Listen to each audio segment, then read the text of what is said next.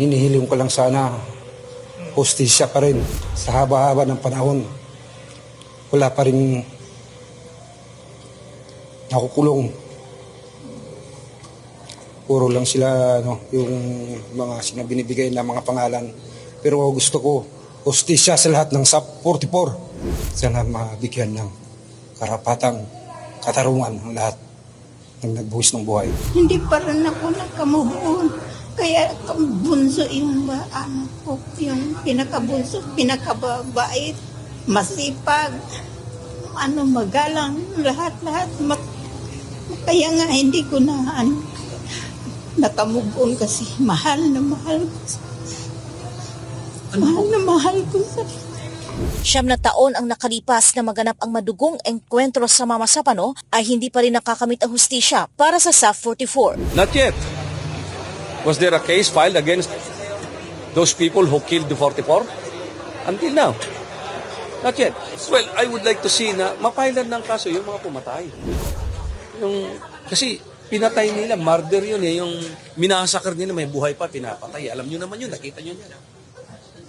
So, do you think justice has been served na hindi na pailan ng kaso ang mga yun? Is it enough na nagkaroon ng peace process na doon? You be the judge na Aquino administration. Tinanggal na ang aking mga pension benefits lahat. Until now, hindi pa nare-restore. Pinaglalaban ko pa yon. Was there justice on me? Hindi pa. To the comrades in arms of the brave 44 who wear the insignia of the departed, honor their memory by never letting down the flag that they fought for. Be worthy stewards of their devotion to duty, their fidelity to the oath, and their love of country.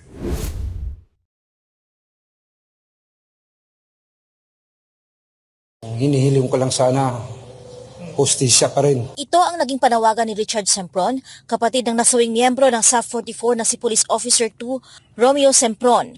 Sa haba-haba ng panahon, wala pa rin nakukulong.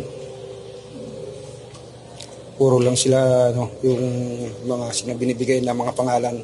Pero gusto ko, hustisya sa lahat ng SAP 44. Sana mabigyan ng karapatang katarungan ang lahat ng nagbuhis ng buhay. Naging emosyonal naman si Nanay Prosperina Sempron habang inaalala niya ang kanyang anak. Hindi pa rin ako nakamove on.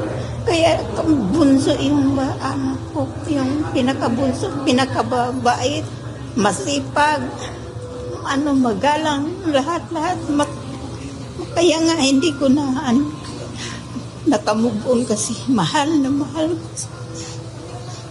Mahal na mahal ko sa 9 na taon ang nakalipas na maganap ang madugong engkwentro sa Mama Sapano ay hindi pa rin nakakamit ang hustisya para sa SAF 44. Ito mismo ang sinabi ni dating Philippine National Police Special Action Force o PNP SAF Chief Getulio Napeñas Jr. sa isang panayam sa Cavite nitong Huwebes. Anya, mailap pa rin ang hustisya para sa 44 na miyembro ng SAF na nagbuwis ng buhay sa Mama Sapano, Maguindanao noong 2015. Ipinunto ni Napeñas na wala pa ring inihahaing reklamo laban sa mga pumatay sa SAF 44. Ang Oplan Exodus ay ang operasyon kung saan target ang Malaysian terrorist at bomb maker na si Zulkifli Binhir alias Marwan. Not yet. Was there a case filed against those people who killed the 44? Until now. Not yet. Well, I would like to see na mapailan ng kaso yung mga pumatay. Kasi pinatay nila, murder yun eh. Yung minasakar nila, may buhay pa, pinapatay. Alam nyo naman yun, nakita nyo yan. So, do you think justice has been served na hindi napailan ng kaso ang mga yun? Is it enough na nagkaroon ng peace process na doon?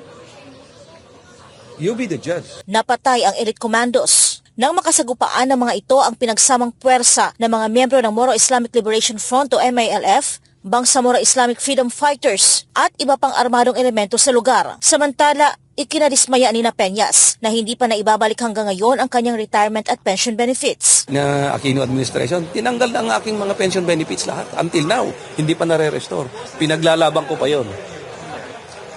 Was there justice on me?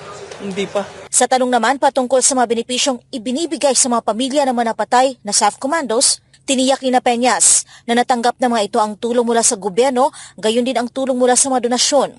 Ganito rin ang pahayag ni SAF Director Major General Bernard Banac. Anya, naibigay na sa pamilya ng SAF troopers ang lahat ng benepisyo na nararapat sa kanila. Naibigay na for the last 9 years ay lahat na i-provide na sa kanila.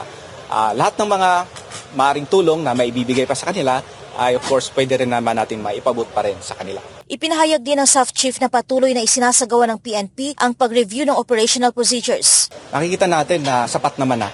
Nariyan lahat ang mga operational procedures natin. Ang kinakailangan lamang ay patuloy natin na tumalima dito sa mga ito upang maiwasan natin any untoward incident na mangyari pa in the future.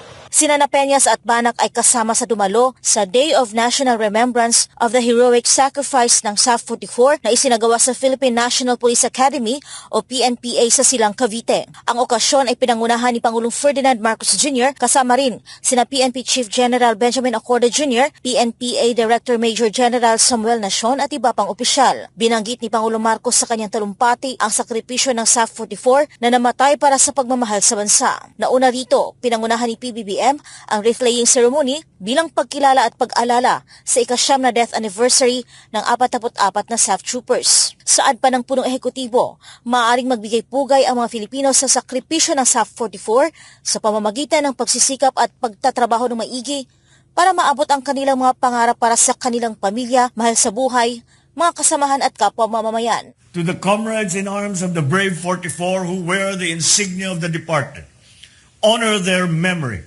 by never letting down the flag that they fought for. Be worthy stewards of their devotion to duty, their fidelity to the oath, and their love of country.